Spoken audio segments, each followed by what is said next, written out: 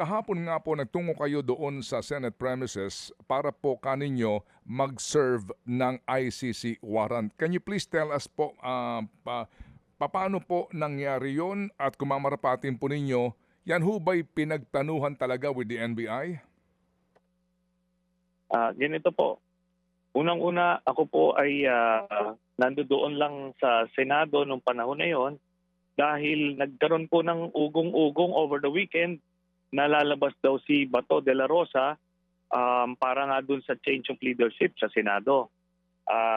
So ako po, kinempohan ko na dahil may personal request siya na samahan ko daw yung mag-aaresto sa kanya.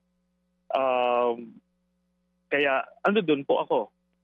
Ngayon, doon po sa pagpaplano ng NBI tsaka ng Senado, kaya sila po ang gumawa po noon. Yung NBI po, paano po sila pumasok sa eksena, yung NBI agents doon na nakita po natin na nakikipaghabulan kay Senator Bato? Sila po ay may hawak na valid warrant at isa-serve po nila kay Bato de la Rosa. Kasi ito nga, so alam na itong warrant na ito ay November pa na issue, pero ito ay isang sealed warrant. Ngayon, siguro, kung si Bato de la Rosa ay lumakas ang loob niya dahil over the weekend, nag-announce yung ICC dahil nagpa-clarify yung media kung may totoo may warrant si Bato, ang sinabi nila ay walang public warrant na inisyo kay Bato. Pero hindi nila sinabi na merong sealed warrant. Yun po yun. So may nakakuha po ng copy ang NBI nitong ICC warrant na ito? Opo. Nakakuha po sila at yun po ang gagamitin nilang basihan para arestuhin si Bato.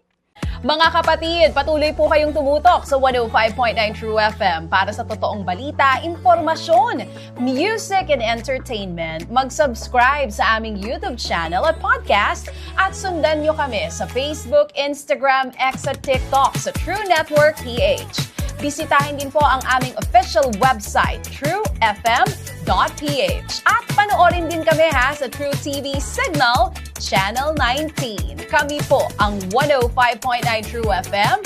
Laging true sa'yo, kapatid.